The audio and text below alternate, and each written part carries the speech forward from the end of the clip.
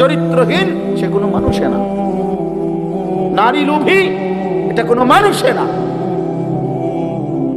সারা দিন সারা রাত নারী ছবি, নাটক, সিনেমা, নর্তকী, উলঙ্গ দৃশ্য, জিনা, ব্যভিচারের কথা, কল্পনা, এটা যার জিন্দেগি, এই অপদার্থ কোনো মানুষে না বেটা।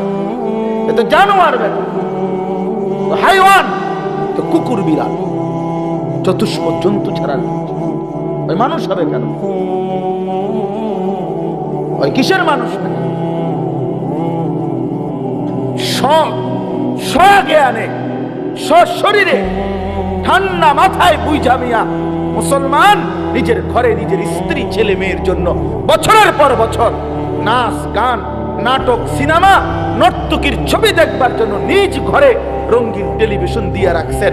নিজের টাকা দিয়ে বিদ্যুৎ বিল দেন, নিজের টাকা দিয়ে ডিশের বিল দেন। এত বড় অসভ্য মা বাপ হইতে পারে না মিয়া। এরা মা বাপ হইতে পারে না। কিসের মা বাপেরা? যে আপন সন্তান নারীর ছবি দেখবে, জিনা ব্যভিচার দেখবে, নাটক সিনেমা দেখবে, নোংরামি দেখবে। আমি বাপ, আমার পুত্রে তে বইয়া বইয়া বেডি চাইব, আর আমি বিল দেব, আমি ডিশ দেব। আমি বুঝি বাপ? বেটা কথা এটা। তুমি বাপ? হ্যাঁ, তুমি সন্তানের কল্যাণকামী কথা বলে, এটা কথা হইল মিয়া?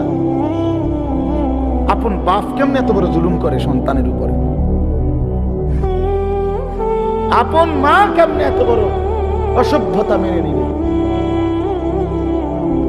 বলেন কি আশ্চর্য মুসলমান! বেঈমানের দিকে দেখে দেখে ফ্যাশন শিক্ষা লাইলেন। হ্যাঁ, একেবারে সামনের রুমে, ড্রয়িং রুম মানে যে রুম, সোফার রুম, এই রুমে টেলিভিশনটা। মানে কি বুঝায়? কারণ যে কোনো মেহমান আসলে তো ঢুকবে, বসবে তো এই রুমে, ঠিক না? তো যেই কোনো মেহমান আসলে যেন বুঝে নেই প্রথম যে আমার ঘরে রঙিন টেলিভিশন দেখেই বুঝে নিয়েন এটা ইমানদারের ঘর না। এটা প্রথমে বুঝাই দিচ্ছি, বুঝেন না কথা? আমরা যাতে ভুল না হয়, প্রথমেই বুঝাই দিচ্ছি। ডোন্ট মাইন্ড, গো মাইন্ড করবেন না, এটা ইমানদারের ঘর না। আপনি আপনার মন মতোই কি নাটক, সিনেমা দেখতে পারবেন, আমরা এগুলো দেখি। সামনের রুমে এটা তো রাখা উচিত। যদি টেলিভিশন চায় আমার মতো, এটা বাথরুমে রাখা উচিত।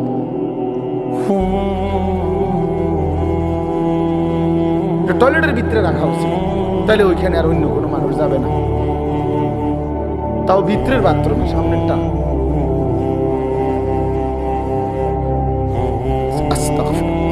আখলাক শিখে, আখলাক শিখে। পরের বছর আর দাওয়াত দিয়ে না, কিন্তু এই বছর শুনে গেলাম, বুঝেন না?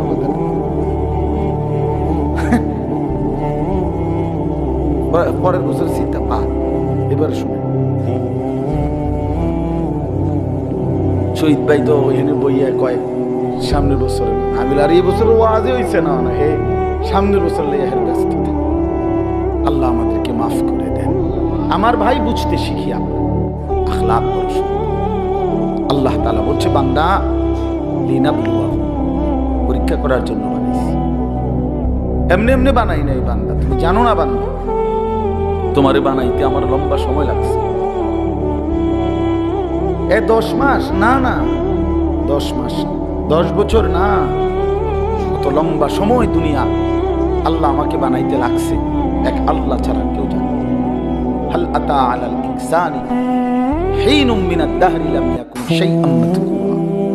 আল্লাহ বলে, বান্দা তুমি জানো না, যুগের পর যুগ আমি আল্লাহ তাআলা তোমাকে সৃষ্টির পিছনে ব্যয় করেছি, কিন্তু তুমি উল্লেখ করার মতো কোনো বস্তু ছিলে না। পৃথিবীর কোনোখানে তোমার নাম নিশানা, কোনো আদমশুমারি, কোনো অফিসে, কোনো আদালতে, কোনো কম্পিউটারে, কোনো গুগলে কোথাও সার্চ দিলে তোমার নাম ঠিকানা পাইতা না। এমন লম্বা সময় আমি আল্লাহ তাআলা মানুষকে সৃষ্টি করেছি মাটি থেকে।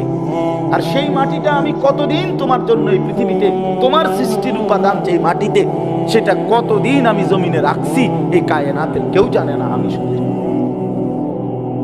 কথা বলে আল্লাহ তাআলা আমাদেরকে প্রথম কিসের থেকে সৃষ্টি করছেন? তো সেই মাটিটা কোন দিন থেকে? রবিবার থেকে নাকি? ভাবেন মাটিটা কতদিন থেকে, এই জমিনের এই যে মাটি, এটা যে কত বছর থেকে? 30 বছর। 300 বছর আমরা জানি কেউ, 3000 বছর আমরা জানি কেউ, আল্লাহই ভালো জানে। তাহলে মাটির উপাদান থেকে আল্লাহ তাআলা বলেন আমি মানুষকে সৃষ্টি করেছি, ওয়ালাকাদ খালাকনাল ইনসানা মিন সুলালাতিন মিন তিন, মাটি থেকে। সেই মাটি আল্লাহ বলে বান্দা কতদিন আমি জমিনে সংরক্ষণ করছি তোমারে বানাবো বলে, তুমি জানতে না, আমি জানতাম। একদিন আমি সেই মাটি থেকে নির্দিষ্ট পরিমাণ খাবার উৎপাদন করেছি, সেই খাবারের কণিকার ভিতরে তুমি ছিলে। সেখান থেকে একটি নির্দিষ্ট পরিমাণ খাবার তোমার বাবা ভক্ষণ করছে, তোমার বাবা খাইছে। সেখান থেকে আমি আল্লাহ তাআলা তোমার বাবার বীর্য তৈরি করছি, সেখানে তুমি ছিলে। সেখান থেকে নির্দিষ্ট একদিন বাবা মায়ের মিলনে উভয়ের বীর্য আমি একত্রিত করে মায়ের জরায়ুতে আমি স্থাপন করেছি, সেখানে তুমি ছিলে। সেখান থেকে এই এক ফোঁটা বীর্যের উপরে আমি আবার 10টা মাস 9টা মাস আবার কাজ করছি। এটারে জমাট রক্ত বানাইলাম, জমাট রক্তটাকে গোশতের টুকরা বানাইলাম, গোশতের টুকরাটাকে হাড্ডির একটা খাঁচা বানাইলাম, হাড্ডির খাঁচাটাকে গোশতের নাক চোখ দিয়া, হাত পাওয়া আঙ্গুল সব কিছু দিয়া শরীরটা আমি সাজাইলাম। এরপরে রূহ ফুঁকে দিয়ে একদিন মায়ের পেট থেকে এই পৃথিবীর আলো বাতাস দেখাই। হাল আতা আলাল ইনসানি হিনুন মিনাদ দাহর লাম ইয়াকুন শাইআম মাযকুরা, নাম নিশানা বিহীন, পরিচয় নাম ধাম বিহীন বান্দা, যুগের পর যুগ তুমি ছিলা। আমি তোমাকে ধীরে ধীরে প্রসেসিং করে এই পৃথিবীর মধ্যে এনেছি। তুমি এমনি ভুলে গেলা আমারে, এমনি ভুলে গেলা। হায় হায় বান্দা, এত বড় নাফরমান কেমনে? একটাবারও জিজ্ঞেস করলা না আমারে আল্লাহ আপনি কেন বানাইলেন? ওয়া নুকিররু ফিল আরহামি মা নাশাউ ইলা আজালিম মুসাম্মা, কোরআন শরীফে আছে। আল্লাহ বলেন মায়ের জরায়ুতে আমি আমার ইচ্ছা মতো, আমার পছন্দ মতো একটি নির্দিষ্ট সময় আমি আল্লাহ তাআলা মানব সন্তানকে রেখেছি। সুম্মা নুখরিজুকুম তিফলান, অতঃপর আমি আল্লাহ একদিন তোমাকে একটা শিশু, তিফল মানে শিশু, শিশু এক বাচ্চা হিসাবে মায়ের পেট থেকে বের করেছি।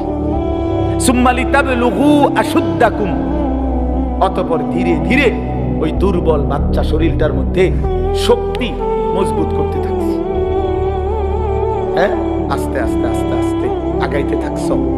এরই মধ্যে ওয়ামিনকুম মান ইউতাওয়াফা, এই শক্তি হইতে হইতে কিশোর তরুণ যৌবন থাকতে থাকতে অনেককে মৃত্যু দিয়ে দিছি।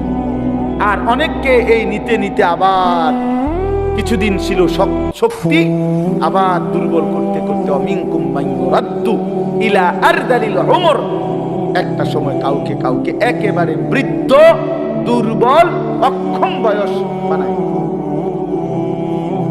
আল্লাহ তাআলা বলে সবটা আমি করেছি বান্দা, আমি করেছি, যকরম আমি করেছি।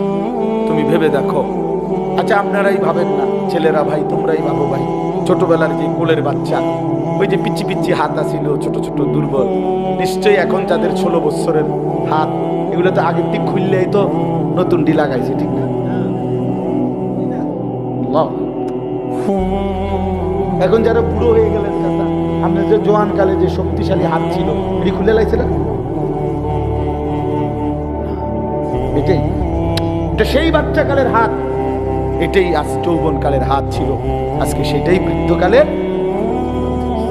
আল্লাহ তাআলা বলেন একই অঙ্গে এই বৈচিত্র্যময় কাজটা আমি করেছি, তো তুমি আমারে ভুলে গেলা কেন? একটা বার ভাবলা না হায় আমি তো এক দুর্বল বাচ্চা ছিলাম, আমি তো সবল হইলাম, আজ আমি আবার দুর্বল হইলাম।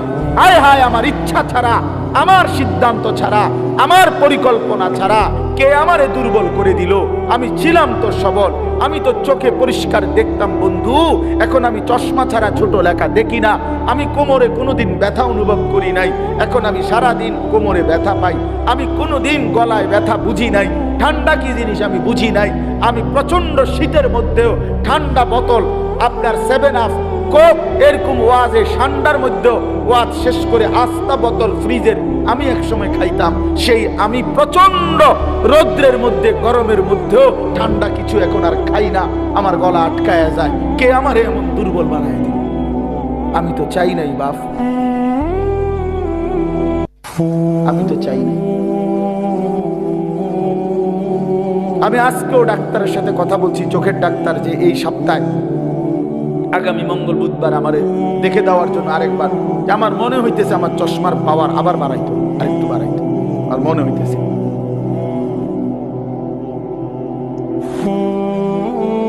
প্রিয় বন্ধু আমার, বাপ আমার, তাই প্রতিনিয়ত আমাদেরকে কবরের দিকে নিয়ে যাচ্ছেন কেউ একজন। তিনি আল্লাহ, তিনি আল্লাহ। আল্লাহু তাকাসুর হাত্তা যুরতুম মাকাবির। আল্লাহ বলে, বান্দা দুনিয়ার মধ্যেই ডুবে গেলা, আখিরাতকে ভুলে গেলা। মনে রাখো একদিন কিন্তু কবরস্থানেই পৌঁছে যাবে। মনে থাকুক বা না থাকুক, আখিরাতকে যদি মনেও রাখো, 5 ওয়াক্ত নামাজও যদি প্রতিদিন পড়ো, তাইলেও একদিন মরে যাইবা। আর প্রতিদিন নাফরমানি করলেও মরেই যাইবা। মনে থাকলেও মৃত্যু নিশ্চিত, মনে না থাকলেও মৃত্যু নিশ্চিত। হাসলেও মরে যাবেন, কাঁদলেও মরে যাবেন, সুখেও মরে যাবেন, দুঃখেও মরে যাবেন। রাজপ্রাসাদের অট্টালিকায় যে সেও মরে যাবে, জীর্ণ কুঠির কুড়ে ঘরে যে সেও মরে যাবে। জীবনে যে কোনো দিন দুঃখ দেখে নাই তারও মৃত্যু হবে, জীবনে যে কোনো দিন সুখ দেখে নাই তারও মৃত্যু হবে, তারও মৃত্যু হবে। কেউ থাকবে না, কেউ না, কেউ না, কেউ না। তো এই জন্য বন্ধু আমার, বাপ আমার, ভাই আমার, আমি আপনাদের কাছে এই কথাটাই বুঝাইতে চাচ্ছিলাম। প্রথম আল্লাহর কথা মনোযোগ দিয়ে শুনবেন, আখিরাতের ফিকির করবেন, কবরের ফিকির করবেন। এত খামখেয়ালি নিজেদেরকে মনে করি। ছেলেরা বন্ধু, হয় তুমি মরে যাইবা, নয় তুমি বুড়া হইয়া যাইবা, বাকি তুমি এই যৌবনের এই হালাতের উপরে থাকতা না, এটা মনে রেখো। হয় বৃদ্ধ হইয়া যাবা, আর নয়তো মরে এর আগেই কবরে চলে যাবে। বিশ্ববিখ্যাত বুজুর্গ হাসান বসরি রাহমাতুল্লাহি আলাইহি তিনি বলতেন, ইয়া মাশারাশ শাবাব ইন্না যারআতা তুদরিকুল আহাদু ক্বাবলা আন ইয়াবলুগা। তিনি যুবক দেখলে বলতেন, যুবক মনে রাখো, সব ফুল, সব ফল পরিপক্ক হয় না, পাকে না, এর আগে চলে যায়। এটা উনি বলতেন, এর আগে কি চলে যায়।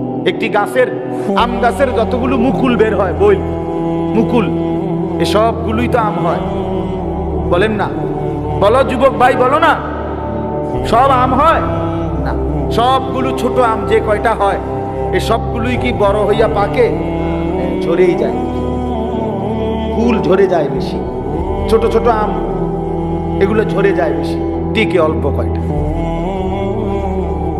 তো তিনি বলতেন যে ঝরে যায় বেশি, কিশোর, তরুণ, যুবক এই অবস্থাতেই ঝরে যায় বেশি, মরে যায়। এই কোরআন শরীফের আয়াতও তো আল্লাহ এটা বলছে, অবিনকুম মান ইয়াতাওয়াফা। শক্তি আসতে আসতে, পৌঁছতে পৌঁছতে, মৃত্যু হওয়ার আগে আগেই অনেককে আমি আল্লাহ মৃত্যু দিয়ে থাকি, আর কাউকে বৃদ্ধ চূড়ান্ত বুড়া পর্যন্ত পৌঁছে।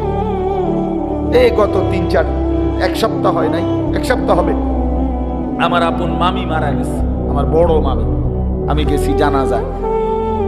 তো আমার খালারা, আমার সব খালাতো ভাই বোন, আত্মীয় স্বজন বলা যায়, সব আসছে মামির জানাজায়, আমরাও ছিলাম। তো আমার মেজো খালা, এই খালা একদম বয়স্ক, তো আমার বোনেরা আছে, সবাই বলতেছে, আমরা তখন এই বাড়িতে প্রায় 70-80 জন কিশোর, যুবক, যুবতী, ছেলে মেয়ে, আমরা নানার বাড়িতে। এই অবস্থায় আমার বোনেরা বলতেছে, ভাই খালা, এই খালাই আমগো আর শেষ বয়স্ক আছে, বুড়ি শুধু। তাহলে এই বাড়িটার মধ্যে যেই মুহূর্তে 70-80 জন কিশোর নওজোয়ান, তখন বুড়া মাত্র শেষ। এমন ব্যবধান হইল কেন?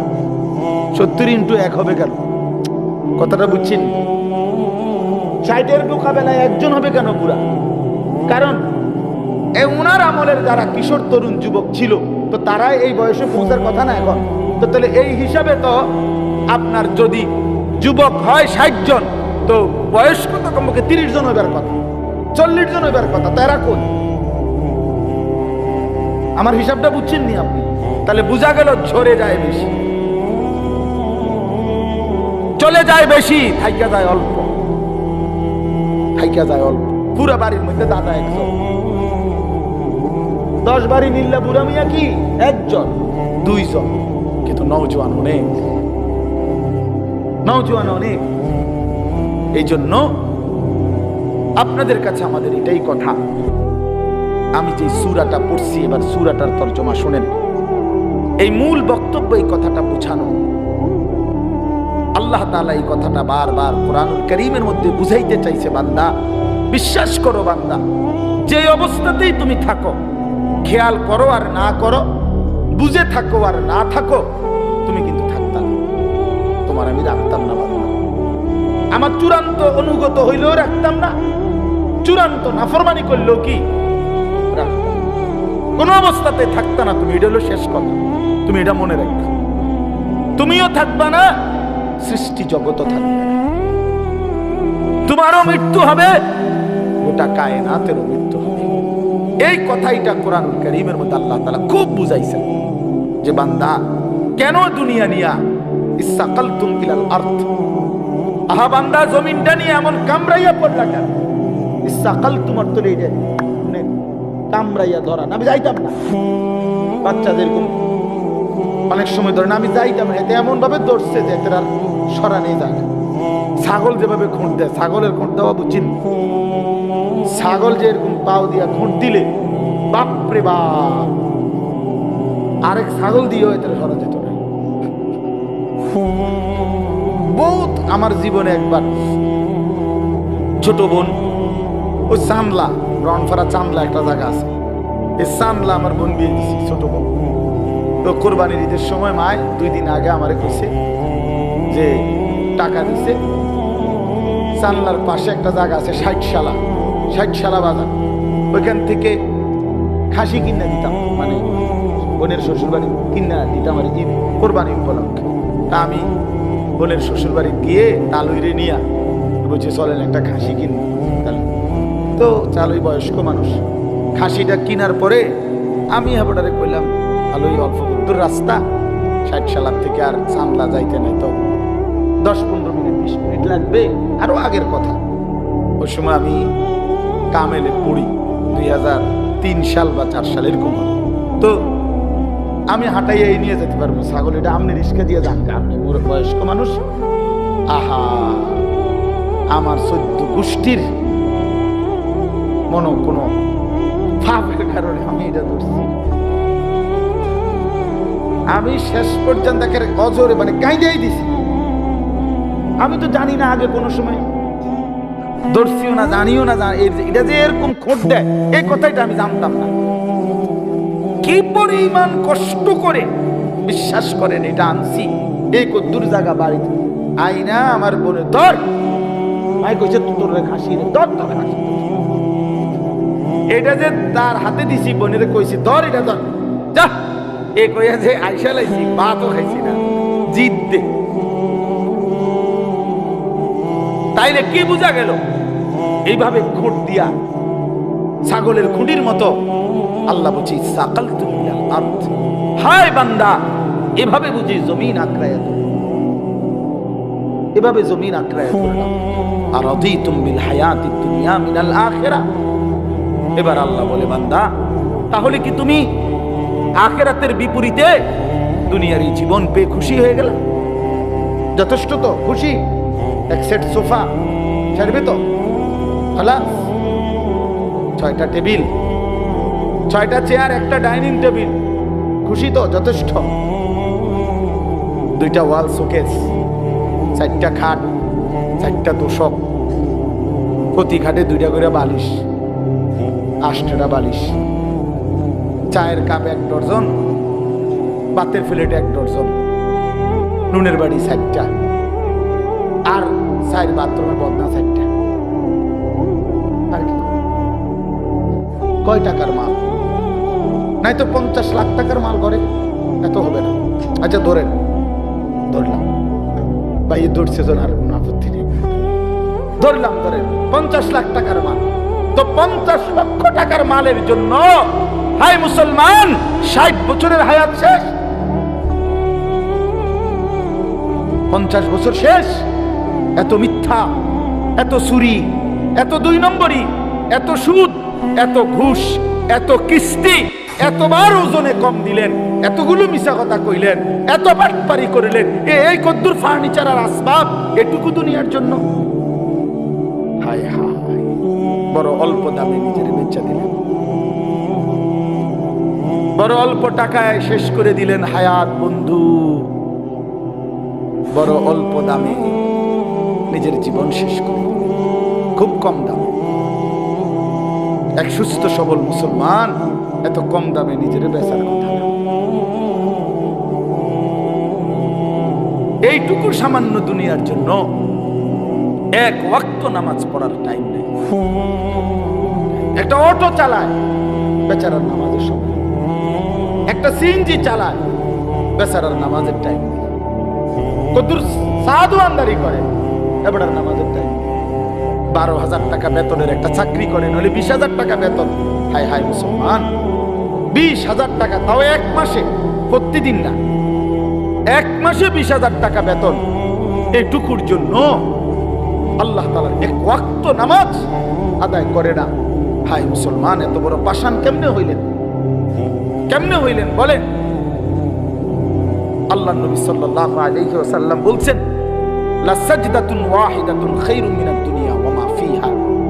এবার শুনেন, নবী বলেন, একটি সেজদা উম্মত দুনিয়া এবং দুনিয়ার মধ্যে যা কিছু আছে তার চাইতে কোটি গুণে বেশি উত্তম।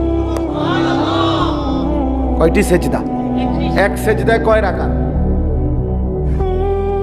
এক রাকাত। এক সেজদা দিলে কি এক রাকাত? এক রাকাত, একটাই সেজদা। লা সাজদাতুন ওয়াহিদাতুন, একটি সেজদা। আল্লাহর কসম নবীজি বলেছেন, বুখারী মুসলিমের হাদিস, আল্লাহর নবী বলেছে 4টা কালেমা একবার বলা, 4টা কালেমা আপনি বলেন, সুবহানাল্লাহ, আলহামদুলিল্লাহ, আল্লাহু আকবার, লা ইলাহা ইল্লাল্লাহ। রাসূলুল্লাহ সাল্লাল্লাহু আলাইহি ওয়াসাল্লাম বলেন, এই 4টি কালেমা একবার বলা পৃথিবীর যত কিছুর উপরে সূর্যের আলো পড়ে সবটার যা দাম, আমি রাসূলের কাছে তার চাইতে বেশি দাম।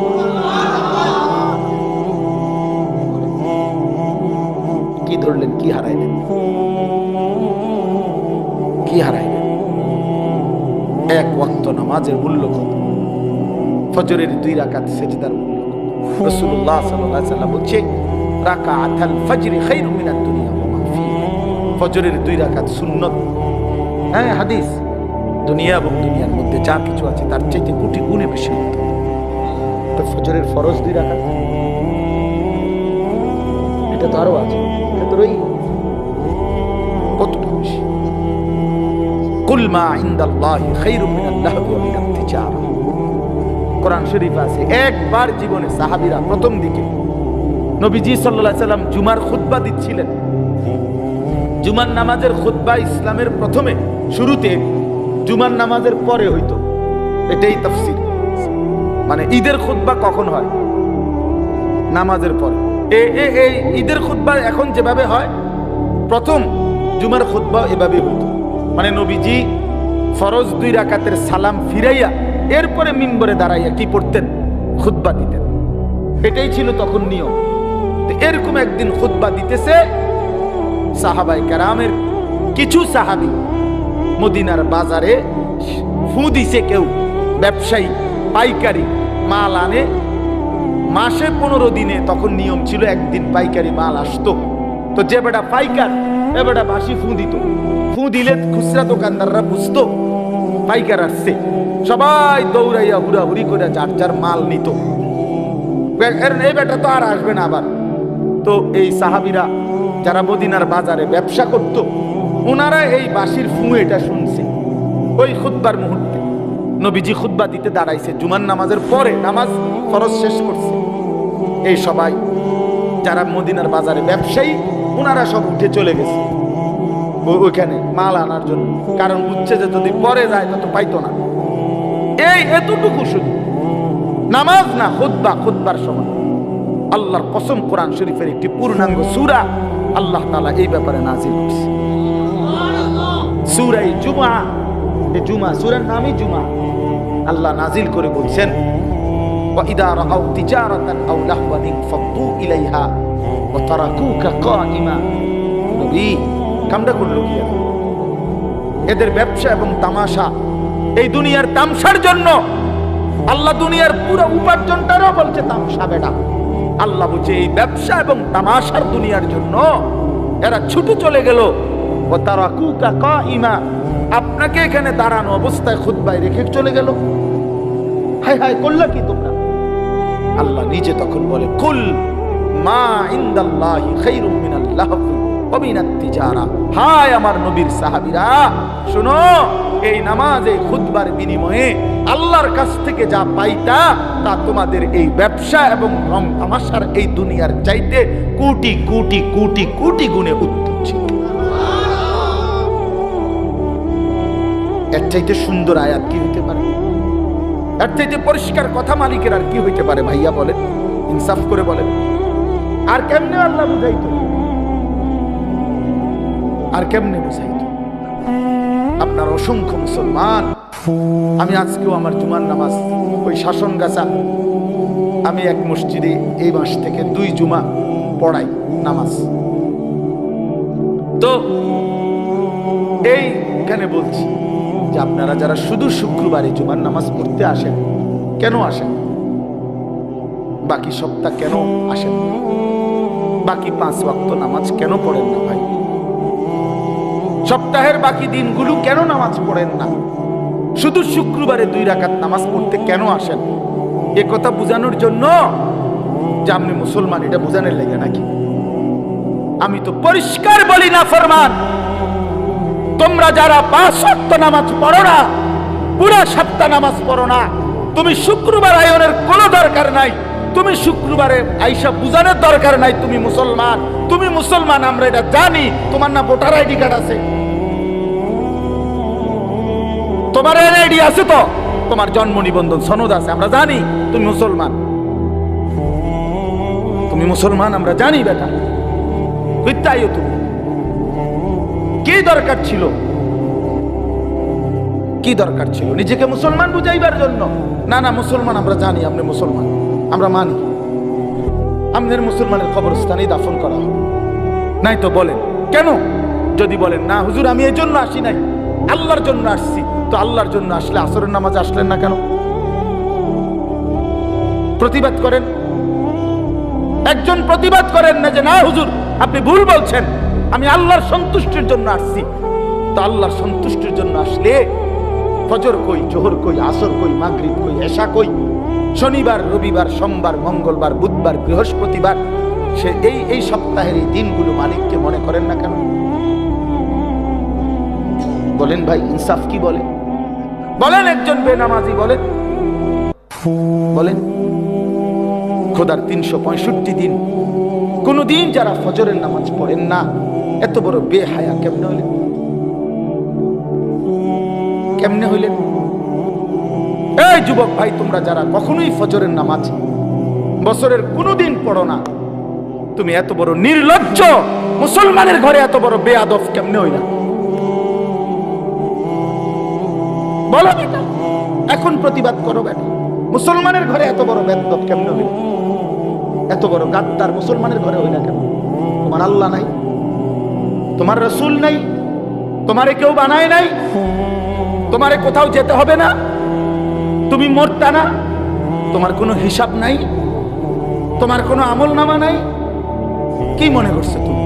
এই মোবাইল, হ্যাঁ, এই বেড়ি, নর্তুকি, নারী, ছবি, উলঙ্গ দৃশ্য, আর এই ভাত তরকারি, পেশাব পায়খানা, আর ঘুম, খালাস, এরই নাম জীবন? এ তো জানোয়ারের জীবন। এ তো কুকুর, বিড়াল, হাইওয়ান, জানোয়ার, গরু, ছাগল, ওরাও তো খায়, ঘুমায়, পেশাব পায়খানা করে, ওদেরও তো যৌন চাহিদা পূরণ হয়। প্রিয় বন্ধু, গরু ছাগলের তো, কুকুর বিড়ালের তো বাচ্চা হয়। তো বাচ্চা যেহেতু হয়, এটাই তো প্রমাণ করে এদের যৌন চাহিদা পূরণ হয়, নয়তো কেমনে বাচ্চা হয়? জানোয়ারের বাচ্চা হয় কেমনে? তাহলে ইনসাফ করেন, বিবেককে বলেন। আপনার স্ত্রী বেপর্দা, তা আপনার আত্মসম্মান কই রইল? আপনার মেয়েটা বেপর্দা, হ্যাঁ? আপনি বুঝেন না এটা? ৮-৭ কাপড় পরে আপনার মেয়ে কোথায় যায়? 14 বছরের, 16 বছরের, এই 18 বছরের এই উপযুক্ত কন্যা ৮-৭ কাপড় পরে কোথায় বের হয়, কাকে দেখাইতে যায়? আপনি বুঝেন না? আপনি চিড়া খান, আপনি হুদা বহন খান, আপনি ভাত খান না? এতটুকু হায়াত এই বাপের নাই, তো তুমিও তো বেহায়া, তোমার মেয়েও তো বেহায়া। যে স্ত্রী বেহায়া, তার তো স্বামীও বেহায়া, স্ত্রীও বেহায়া, দুইজনেই তো বেহায়া বেটা তোমরা। বলে আত্মসম্মান থাকলে, আত্মমর্যাদা থাকলে, পৌরুষ থাকলে, আমি বাইচা থাকতে আমার বউ বেপর্দা হবে বেটা, তো আমি বাইচা রইলাম কেন?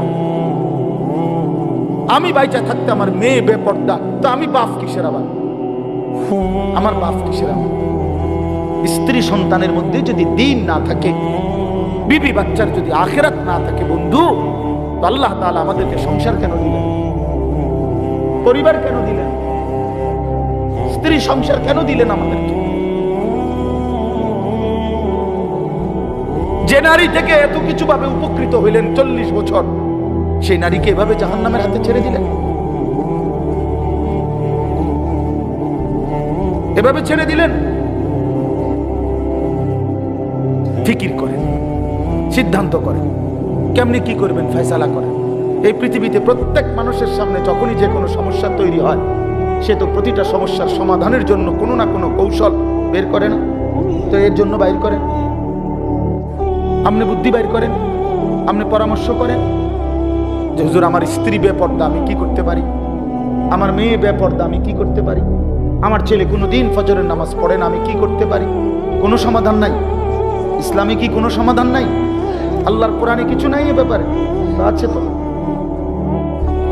আছে তো। আপনি সিদ্ধান্ত নেন, আপনি এগিয়ে আসেন, নিজেকে বাঁচান, বউ বাচ্চাকে বাঁচান, স্ত্রী সন্তানকে বাঁচান। খাট পালং আর সোফা, ফার্নিচার এডি কোয়েন, এডি হুদা, এডি থাকবে না। সোফা পুরান হয়ে যায়, ফ্রিজ ডিস্টার্ব করে, আমি 3 বার বদলাইছি। ওয়াশিং মেশিন কিনছি, এইটা একবার দামি কোম্পানির, এটার ডিস্টার্বের যন্ত্র নাই, কুচিটা হালাই তো লাত্তি দিয়ে হালাই, ফালতু জিনিস। তাইলে কি বুঝা গেল? দুনিয়া কোনোটাই জমাইয়া আপনি স্থায়ী হবে না, এটা ডিস্টার্ব করবে, ঠিক কিনা বলেন না? তো শুধু শুধু শুধু শুধু বললেন কেন, করলেন কেন? বাথরুমের প্লাস্টিকের দরজা এডি শুধু ভেঙে যায়, বলেন ঠিক নাই? যে প্লাস্টিকের দরজা যত জায়গায় দেখবেন, সিটকারি ভাঙ্গা, নাহলে এনজে হুতুর ভাঙ্গা, সিটকারি লাগে না, সদর বদর। তো দুনিয়া তো একটা ফালতু জিনিস। 4 কোটি টাকার বড় লোকের বাড়িতে আমি গেছি, ডুপ্লেক্স বাড়ি, বাথরুমের দরজার সিটকারি নেই। সিটকারি আছে মানে ওই বল্টুটা নাই, শুধু এই জিটার মধ্যে সিটকারিটা লাগায়, এই কদ্দুর জায়গাটা নাই। কারণ আমি বসুন কেমনে? এই বাথরুমে আমি বসলে কেউ যদি দরজাটা ঠেলা দেয়, বলেন? শেষে বালতির মধ্যে পানি দিয়া, বালতিটারে দিয়ে দরজা ঠেলা দিছি। দুনিয়া ধোকা না? বলেন ধোকা, দুনিয়া ধোকা, এই আসবাব ধোকা, ধোকা বন্ধু, ধোকা। আমি খোলামেলা বললাম এই জন্য, আপনি ভেবে দেখেন ধোকা। আপনি কতবার পাল্টাইছেন দুনিয়া? আপনার ঘরের সামান আপনি কতবার পাল্টাইলেন? আপনার বিবির ওই পাউডার শুনু, তারে বলেন এই বেপর্দা নারী, এই পাউডার ফেয়ার এন্ড লাভলি লাগাইয়া 1 ঘন্টা সাইজা গেলা, আবার যে তুমি আইসা এগুলা ধুইয়া লাইতেছ, নিজেই হালাই দিতেছ নিজের পাউডার, নিজের পাউডার ফেয়ার এন্ড লাভলি এগুলো নিজেই ধুইয়া সব মুছে ফেলে দিলা। তো তুমি কি বুঝো না একবারও এগুলো ধোকা? আসল হইলে তো তুমি রাইখা দিতা। হায় দুনিয়া, হায় দুনিয়া আমাদেরকে ধোঁকা দিল। দুনিয়া আমাদেরকে বারবার ধোঁকা দিছে বন্ধু, দুনিয়া ধোঁকা দিছে। আমার বাপও থাকতে চাইছে, বাপ নাই। দুনিয়া আমার দাদাও থাকতে চাইছে, আমার দাদা নাই। দুনিয়া আমার কতজন থাকতে চাইছে, আমার চোখে দেখা সেই মানুষগুলো কেউ নাই। আমার জলজ্জন্ত জ্যাঠারে আমি দেখছি, তোমার 1 সপ্তাহের মাথায় জ্যাঠা মারা গেছে।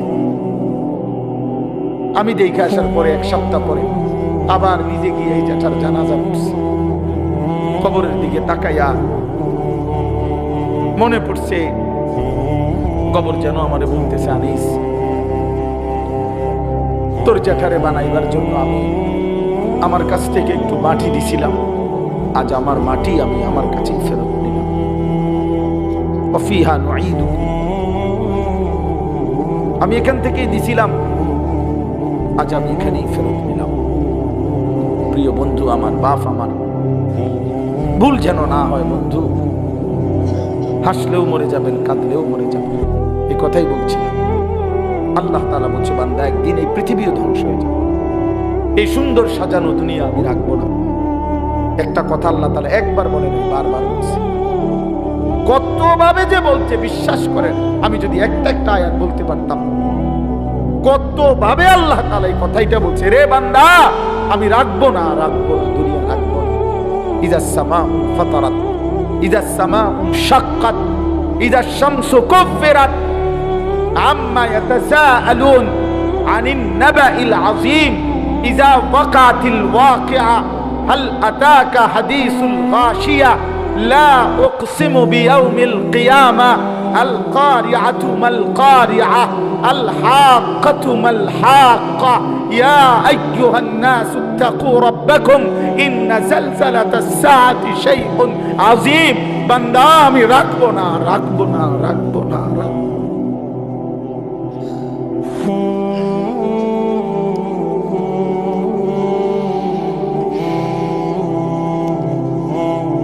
আল কারিআতু মাল কারিআ, আল্লাহ তাআলা বলেন একদিন একটা বিকট ধ্বনি হবে, এমন বিকট ভয়ানক আওয়াজ আর কেউ কোনোদিন শুনে নাই। মাল কারিআ, বলো তো সেই বিকট আওয়াজটা কি? ওমা আদরাকা মাল কারিআ, আল্লাহ নবীকে বলছে, বন্ধু আপনি কি জানেন সেই বিকট ধ্বনিটা কি? আল্লাহ তাআলা বলে সেই ধ্বনিটাই হলো কিয়ামতের ধ্বনি। ইসরাফিল ফু দিবে, আর আমি আল্লাহ তাআলা এই গোটা কায়নাত একসাথে ভাঙতে থাকবো, ভেঙে চুরে ফেলবো। তখন কি আওয়াজ হবে? আচ্ছা বাপ, একটা 10 তলা বিল্ডিং যদি মাইন দিয়া বোমা দিয়া উড়াইয়া দেয়, কি পরিমাণ আওয়াজ হয়? একটা ডিস্ট্রিক্ট ট্রাক, এতে রাস্তার ট্রাক, লরি, এগুলোর চাক্কা বড় বড়, এই ডিস্ট্রিক্টের চাক্কা যদি ব্লাস্ট হয়, কি পরিমাণ আওয়াজ হয়? 1 কিলো পরিমাণ চাইতে শোনা যায়, বোঝা যায় এটা ডিস্ট্রিক্ট চাক্কা ফুটছে। একটা ডিস্ট্রিক্ট ট্রাকের আওয়াজ এমন। একটা বিল্ডিং ভাঙলে কি পরিমাণ আওয়াজ হয়? ঢাকা শহরের সবগুলো বিল্ডিং যদি একসাথে ভাঙা পড়ে, আওয়াজটা কেমন হবে চাচা? বিকট কি আওয়াজ। হিমালয় পর্বতটা যদি ভেঙে পড়ে যায়, চুরচুর হয়ে যায়, কেমন হবে? তো আল্লাহ তাআলা বলেন, বান্দা এবার ভাবো তো, 7 আসমান আমি আল্লাহ একসাথে ভাঙা ফেলবো, আওয়াজটা কেমন হবে? ইযাস সামাউ ফাতারাত, আসমান ভেঙে ভেঙে পড়বে, চুর চুর হয়ে পড়বে, কাচের মতো ভাঙতে থাকবে।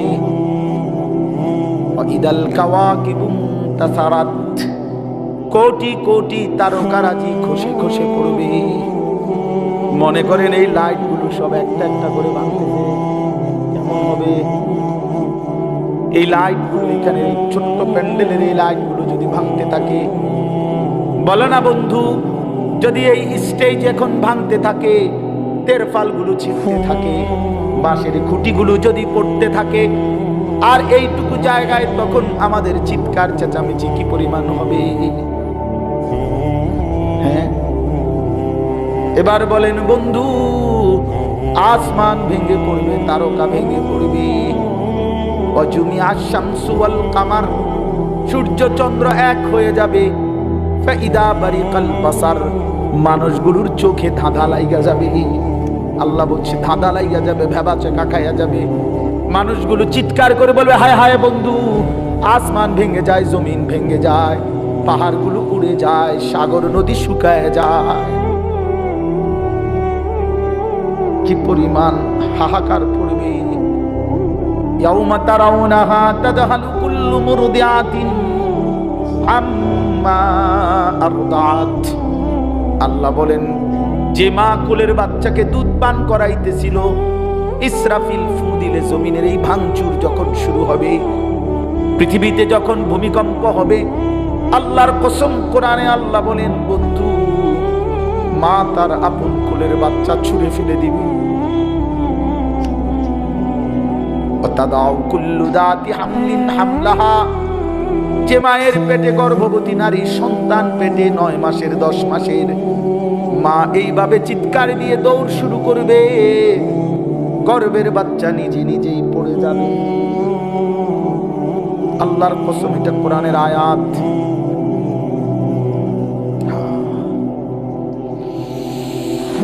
আল্লাহ আমাকে মাফ করে দেয়।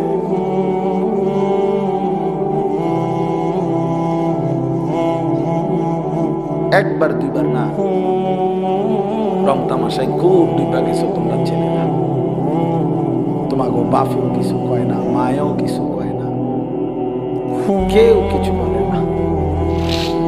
লাখ লাখ ছেলে পেলে চলাফেরা দেখলে বোঝা যায় কোনো অভিভাবক কেউ নাই। তার হাঁটা চলা দেখলে বোঝা যায় চুল কিরকম, পাও কিরকম, হাড়ে কেমনে, ফ্যান কিটা, হেতে কিটা, মানুষ না প্লাস্টিক, হাফ প্যান্ট না ফুল প্যান্ট, এটা কিটা, হ্যাঁ করে কি কি করে না। একটা মোটর সাইকেল পাইলে এটারে বাপরে এত জোরে সারে, কুত্তাও এত জোরে দৌড়ায়, কুত্তার তুলো জোরে দৌড়ায়, কুত্তার চেয়ে। কারণ তোরে কি কামড়াইলো, তোরে কোন কুকুরে কামড় দিল, তুই এরকম জোরে ছাড়লি কেন? এটা কি ব্যারামটা কি? এটা যে এত জোরে ছাড়লে বলে না মানুষে দেখবো, আমার এটা মানুষে দেখবো, কিন্তু তো গেছই না, বোঝেন না কথা। মানুষে চাইতে চাইতে তো তুমি সব বাজার, তুমি যে এত জোরে ছাড়ছো যে মানুষের দেখো তোর মনোযোগ দিয়া চাইবো, এই টাইম মতো না, এটা যেই জোরে ছাড়ছো এটা তুমি তো গেছো শখ বাজার, বেটা মনে হয়। বলেন ইনসাফ করে বলেন যে তোর কি হইলো, এটা মানুষ তো চাইতে এলো না।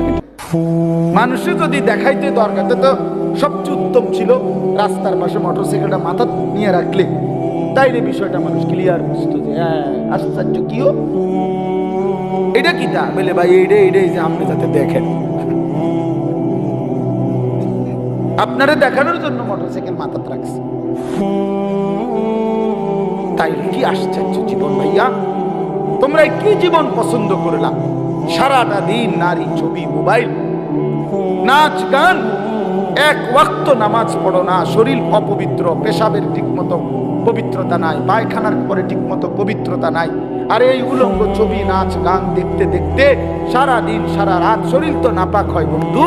এই নাপাক দেহ নিয়ে, এই জানোয়ারি জিন্দেগি নিয়ে কেমনে ঘুমাও, কেমনে রাত কাটাও, কেমনে শো, কেমনে হাঁটো, আমি বুঝি না।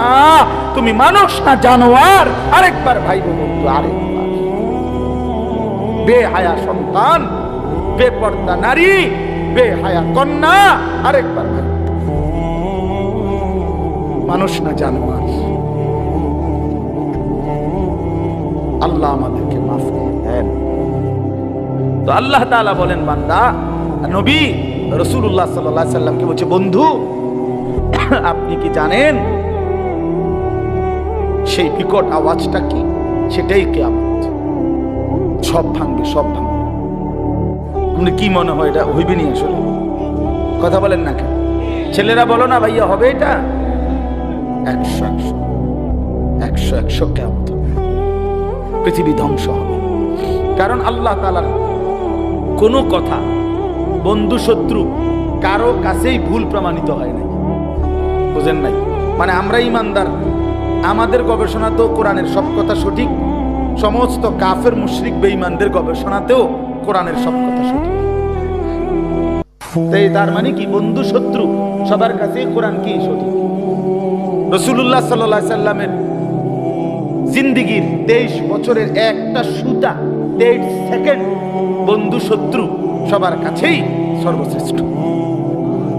তার সব কথাই সঠিক, তার সব কথাই যৌক্তিক, তার সব নড়াচড়া পর্যন্ত সর্বাধিক সুন্দর, সবচেয়ে স্মার্ট, সবচেয়ে সুন্দর। তিনি হাসলেও সুন্দর, তিনি কাঁদলেও সুন্দর। নবী সাল্লাল্লাহু আলাইহি সাল্লাম কথা বললেও সুন্দর, চুপ থাকলেও সুন্দর। চুপ থাকলো, নবীজির বহু সাহাবীরা আছেন, নবীজি যখন চুপ থাকতেন, কথা বলতেন না, তখন ওনার দিকে তাকায় থাকতেন। নবীজি জিজ্ঞেস করছে কোন কোন সাহাবীকে, কি দেখো? আবার দি যাও গা, কথাও কও না কিছু। এক কালো হাবশী সাহাবী একদিন বলছিল, ইয়া রাসূলুল্লাহ, আমি তো কালো মানুষ, যখনই মনটার মধ্যে কোনো কষ্ট লাগে, ব্যথা লাগে, দুঃখ লাগে, দুনিয়ার তেমন কিচ্ছু আমার নাই, তো মনটায় কষ্ট লাগলে, অস্থিরতা লাগলে দৌড়াই আপনার কাছে আসি, আপনার ওই পবিত্র চেহারার দিকে তাকাই, সব ভুলে যায়, দুঃখ বেদনা সব ভুলে যায়। তো এখন কেন আসছো? বলছি, ইয়া রাসূলুল্লাহ, আজকে একটা কথা বলতে মন চাচ্ছে। এই সাহাবী, তাফসীরে আছে সূরা নিসা, এই কালো সাহাবী বলছি, ইয়া রাসূলুল্লাহ, আজকে একটা কথা বলতে চাই। বলছে, বলো। বলছে, এখন তো আমি যত সাধারণই হই না কেন, এই দুনিয়ায় তো আপনারে দেখে দেখে আমার কলজা ঠান্ডা করি, দিল ঠান্ডা করি। হাসরের ময়দানে তো আপনি চলে যাবেন অনেক ঊর্ধ্বের জান্নাতে, আর আমারে যদি আল্লাহ জান্নাত দেয়ও, দিব সাধারণ যে কোনো একটা জান্নাতে দিতে পারে, আপনার লগে তো আর দিত না, আপনি তো অনেক ঊর্ধ্বের, আপনি চলে যাবেন।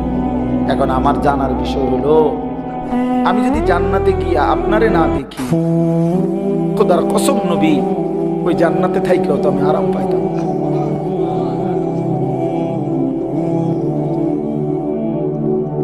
তখন আমি আপনাকে দেখবো কিভাবে?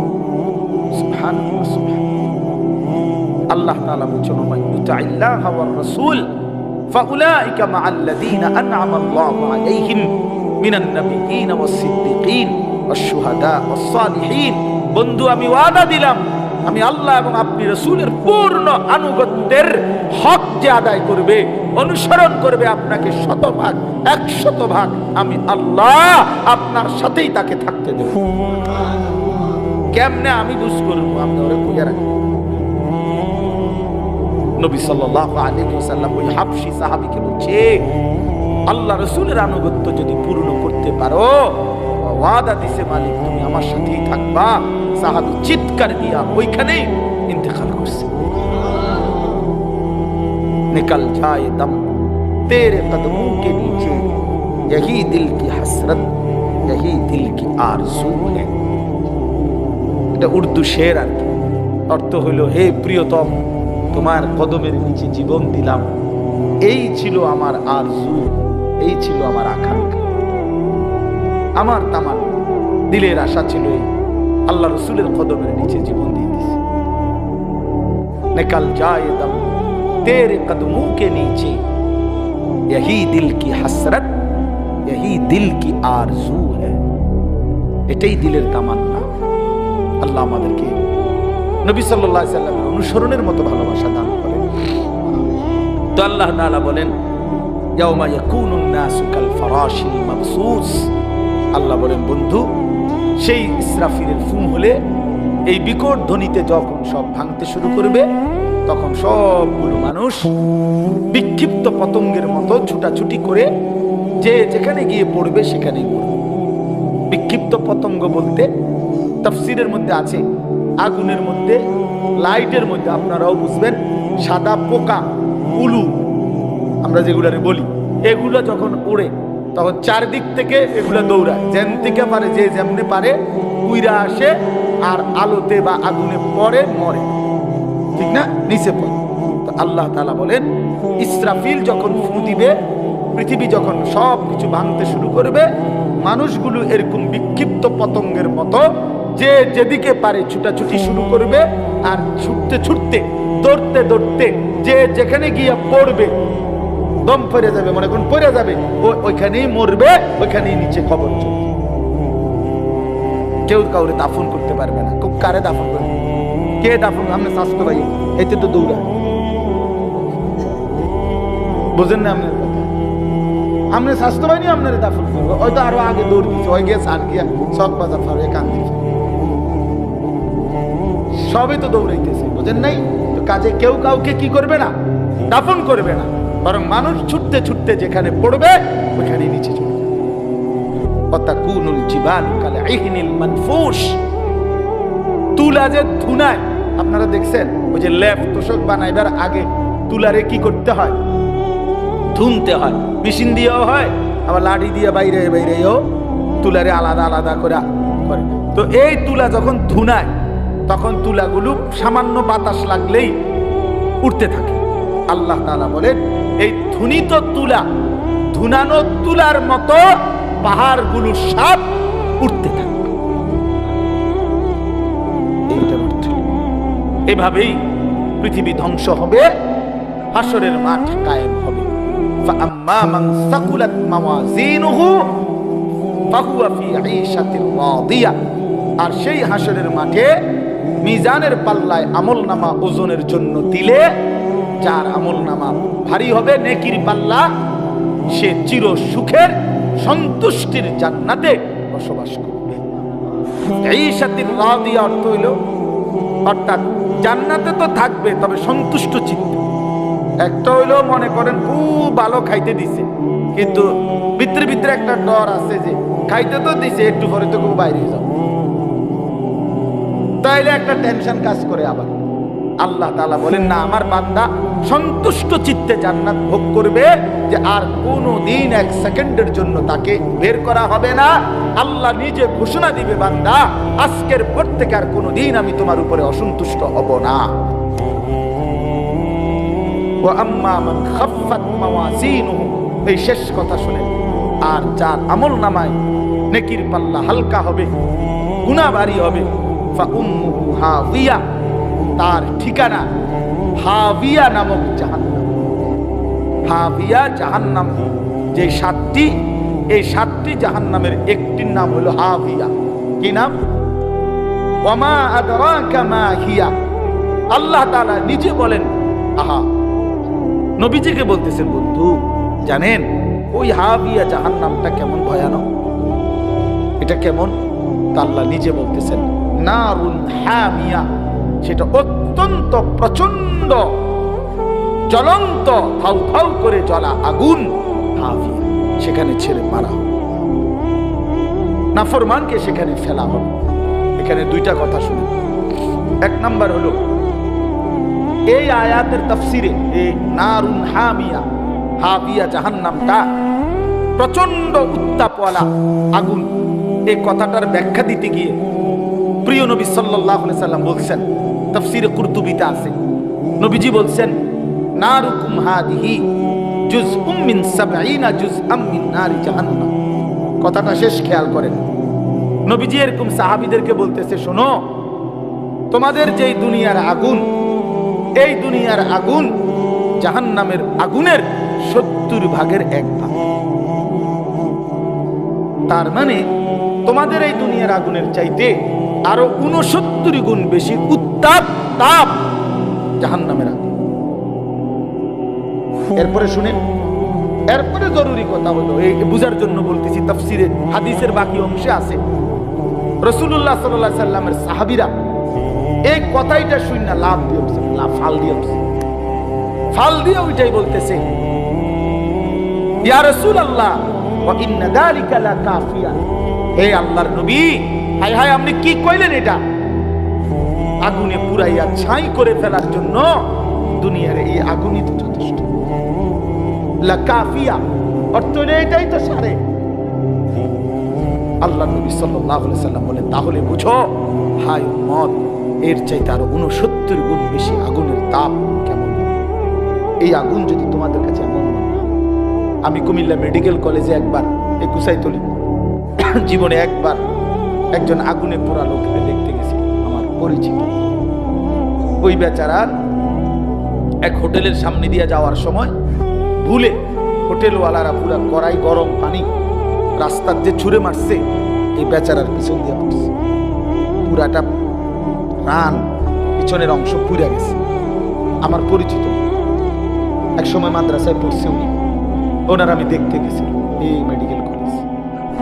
আল্লাহর কসম, আমি জীবনে কোনো মানুষের চিৎকার এর চাইতে ভয়ানক আমি আর দেখি। ওই আগুনে পুরা মানুষটারে তখন নার্স তার এই পুরা চামড়া এগুলো টাইনা টাইনা উঠাইতেছিল ড্রেসিং করবে। ভাইয়া সেই কি পরিমাণ চিল্লাইছে,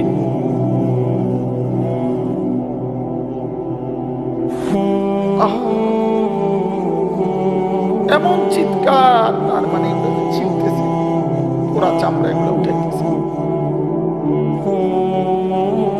তাহলে বলেন রাসূলুল্লাহ সাল্লাল্লাহু আলাইহি ওয়াসাল্লাম বলেন, তোমাদের এই আগুনের চাইতে আরো 69 গুণ বেশি কম। সেটা কি হবে? আল্লাহ আমাকে মাফ করুন। আর একটা কথা হলো, যুবক ভাই তোমাদের কাছে এখানে একটা শব্দ আছে, ফা উম্মুহু হাবিয়া। ফা উম্মুহু হাবিয়া, উম্মুহু এই শব্দের দুই অর্থ।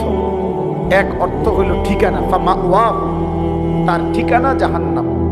আরেকটা অর্থ আছে, এই তাফসীরে আছে, ইয়াহবি রাসাহু।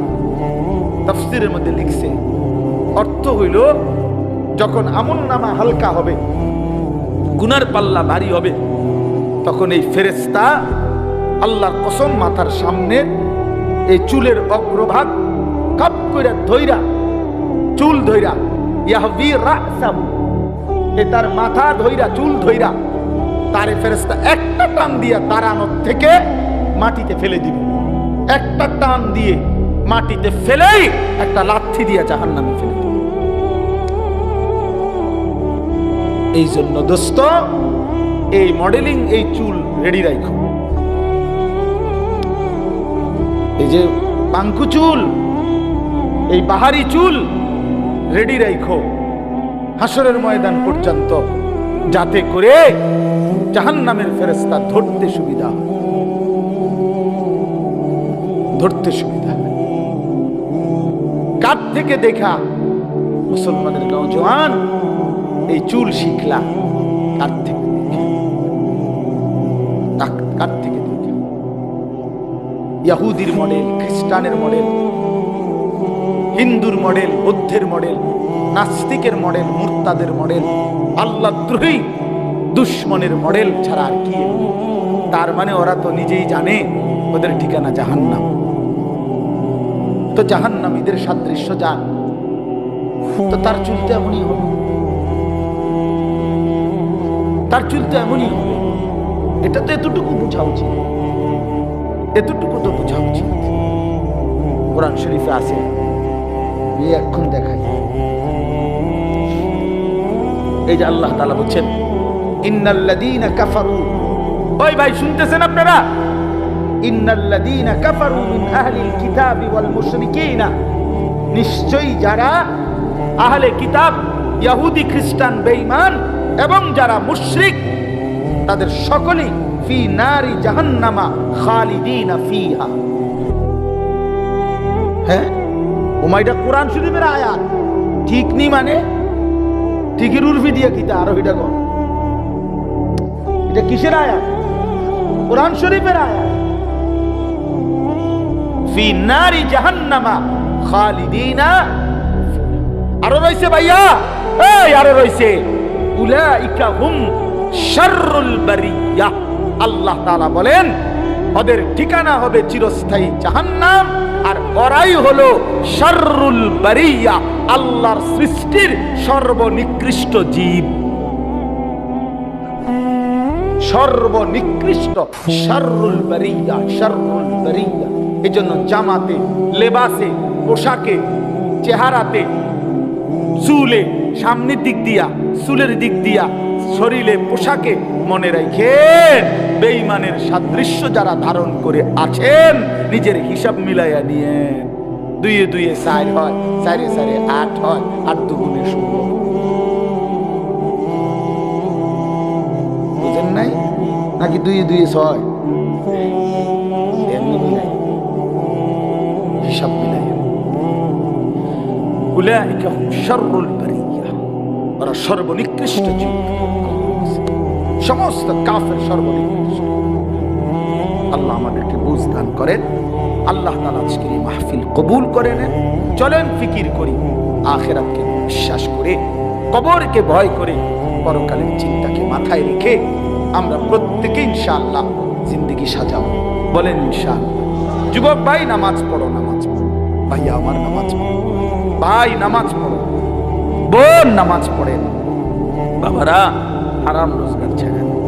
আপনারা জানেন না, আপনারা হয়তো অনেকে বুঝতেছেন না। ইনশাআল্লাহ আমরা সারা পৃথিবীর উলামায়ে কেরাম এটা বুঝতেছে, বলতেছে আগামীর পৃথিবী শুধুই ইসলামের পৃথিবী।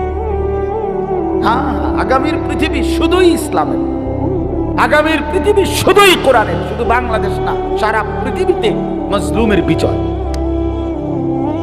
সারা পৃথিবীতে মজলুমের বিজয়, ইমানদারের বিজয় ইনশাআল্লাহ। 54 বছরের জালেম স্বৈর শাসক ফ্যাসিস্ট অন্যায় রাজত্ব কায়েম করেছিল মুসলমানদের সবচেয়ে গুরুত্বপূর্ণ একটি দেশ সিরিয়াতে। এই সিরিয়ার জালেম বাপ পুত মিলে, দুই জালেম 54 বছর মানুষের উপরে লক্ষ লক্ষ মুসলিম নারীকে বেইজ্জতি করছে, নির্যাতন করেছে, পুরুষদেরকে শহীদ করেছে। ওই জালেম 8ই ডিসেম্বর পলাইছে। জানেন না, নতুন উইকেট পড়ছে 8 তারিখ। 8 তারিখ কি? ইতিমধ্যে 2 উইকেট পড়ছে। 5ই আগস্ট 1 উইকেট পড়ছে, 8ই ডিসেম্বর নতুন উইকেট পড়ছে। এই জন্য 2024 উইকেট পড়ার বছর। 24 সাল বোলিং ভালো হয়েছে, বোলিং 24 সালে বোলিং ভালো হয়েছে, 2 উইকেট পড়ে গেছে ইনশাআল্লাহ, আলহামদুলিল্লাহ। আগামী 3 নম্বর উইকেট আশা করি ইনশাআল্লাহ নেতানিয়াহু, ইসরায়েলের ওই বেঈমান, ইসরায়েলের এই বেঈমান, এই প্রধানমন্ত্রী ইসরায়েলের নেতানিয়াহু, এই বেঈমানের উইকেটও পড়ে যাবে ইনশাআল্লাহ। দেখেন দেখেন দেখেন ইনশাআল্লাহ, দেখবা যুবক ইনশাআল্লাহ ফিলিস্তিন বিজয় হবে, কালেমার পতাকা উড়বে, ইসরায়েলের কুত্তারা হেরে যাবে ইনশাআল্লাহ। কোন কাউরে, কোন বেঈমানের ধমকে ঘাবড়াইবার কিছু নাই। ওই ভারতীয়দের ধমক আমরা 2 পয়সাও গণার ধরি না। 130 কোটি না বেটা, তুই 230 কোটির মোকাবেলায় আমাদের একজন আল্লাহ, তিনি যথেষ্ট বেটা। হাসবুনাল্লাহ, হাসবুনাল্লাহ বলেন, হাসবুনাল্লাহ, আল্লাহই যথেষ্ট। আলু বন্ধ করে দিবে, আলু, পেঁয়াজ তার আব্বার পেঁয়াজ, আলু তার বাপের, পেঁয়াজ তার বাপের, মোদির আব্বার পেঁয়াজ, মোদির বাপের আলু, তোর বাপের আলু বেটা, তোর বাপের পেঁয়াজ বেটা। তোদেরকে যিনি পেঁয়াজ, আলু, আটা, তোদেরকে যিনি 24 ঘন্টা খাওয়ায় পড়ায়, তিনি তো আমার আল্লাহ বেটা, তোর কি বেটা? কথা বলেন। ইন্ডিয়ার ওই বেঈমানদেরকে পালে যিনি, খাওয়ায় যিনি, তিনি কে? আমার আল্লাহ। আমার কে?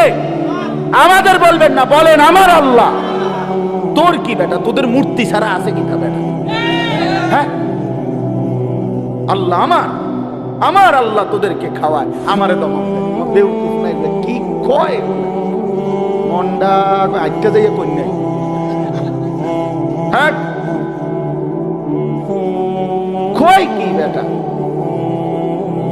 সংখ্যা দিয়ে হিসাব মিলায় বাংলাদেশের দামাল নওজোয়ান 1 ফোঁটা রক্ত থাকতে 56,000 বর্গ মাইলের 1 ইঞ্চি জমিন কোন বেঈমানের কাছে আমরা ছেড়ে দেব না ইনশাআল্লাহ। কোন আমার পুতের লাগা আমি বুঝ করে লইছি বেটা, আমার সন্তানকে আমি বলেছি, বাপ ভাই আমি মরবো নয়, তুই মরবি, আল্লাহর জন্য জান আমিও দিতে রাজি, তুইও রাজি বেটা। কিন্তু 1 ফোঁটা রক্ত থাকতে এই জমিন, মুসলমানের জমিন, এটা কোনো বেঈমানের হাতে যাবে না ইনশাআল্লাহ। বাংলাদেশের জমিন ইন্ডিয়ার জমিন না, এটা বাংলাদেশের জমিন, এটা কালেমাওয়ালার জমিন, এটা মুসলমানের জমিন, এটা কোরআনের জমিন। এখানে ফজরের আজান শুনে আমাদের ঘুম ভাঙে, বলেন আলহামদুলিল্লাহ। আমরা কোনো বেঈমানের ভ্যা ভ্যা শুনি না, আমরা ভ্যা ভ্যা, আজান শুনে জাগি ইনশাআল্লাহ। আল্লাহ তাআলা সব নওজোয়ানকে আহ্বান করলাম, যুবক ভাই নষ্ট হইও না, চরিত্রহীন হইও না। নারীর ফান্দে জীবন শেষ করে জীবন আরো সামনে আছে, জিন্দেগির আরো বড় দায়িত্ব আছে বন্ধু, জীবনের আরো অনেক বড় স্বপ্ন আছে। শুধু এক নারীর জন্য জীবন শেষ করে দিও না ভাই। আল্লাহ তাআলা আমার সারা দেশের যুবকদেরকে আগামীর ইসলামের জন্য কবুল করে নেন, আগামীর কোরআনের জন্য আল্লাহ কবুল করে নেন। ইনশাআল্লাহ এই জমিন কালেমার পতাকা উড়বেই ইনশাআল্লাহ, ঈমানের বিজয় হবেই হবে, হবেই হবে, হবেই হবে। আল্লাহ তৌফিক দান করেন। ইনশাআল্লাহ উলামায়ে কেরাম নসিহত করবে। আমাদের আল্লামা মুফতি আমজাদ হোসেন সাহেব অনেক বড় আল্লাহওয়ালা, মুত্তাকি একজন আলেম, সত্যি কথা বিশ্বাস করেন।